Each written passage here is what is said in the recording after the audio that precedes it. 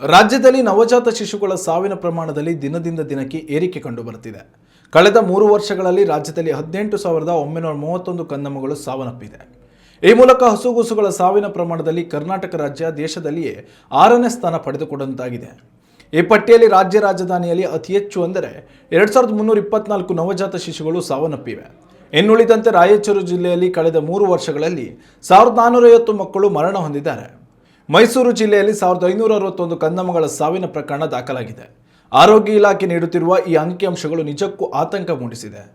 ಅವಧಿ ಪೂರ್ವ ಜನನ ಸಮಯದಲ್ಲಿ ಉಸಿರುಗಟ್ಟುವಿಕೆ, ಕಡಿಮೆ ತೂಕದ ಮಗು, ನ್ಯುಮೋನಿಯಾ, ಹೃದಯ ಸಂಬಂಧಿ ಕಾಯಿಲೆಗಳು, ಜನ್ಮಜಾತ ತೊಂದರೆಗಳು, ಕಾಮಲೆ, ಶ್ವಾಸಕೋಶದ ಸೋಂಕು ಹೀಗೆ ನಾನಾ ಕಾರಣಗಳಿಂದ ಮಕ್ಕಳು ಜನನ ಸಂದರ್ಭದಲ್ಲಿ ಸಾವಿಗೀಡಾಗುತ್ತಿದ್ದಾರೆ. ಉತ್ತಮ ಸಂಸ್ಕಾರಯುತ ಶಿಕ್ಷಣದೊಂದಿಗೆ VSS English medium CBSE school Udupi Muddur. ನರ್ಸರಿಯಿಂದ 10ನೇ ತರಗತಿವರೆಗೆ ಶಿಕ್ಷಣದ ಜೊತೆಗೆ 5ರಿಂದ 10ನೇ ತರಗತಿವರೆಗಿನ ವಿದ್ಯಾರ್ಥಿನಿಯರಿಗೆ ಉತ್ತಮ ಹಾಸ್ಟೆಲ್ ಸೌಲಭ್ಯವೂ ಇದೆ. ನಿಮ್ಮ ಮಕ್ಕಳ ಪ್ರವೇಶಾತಿಗಾಗಿ ಈ ಸಂಖ್ಯೆಗೆ ಕರೆ ಮಾಡಿ.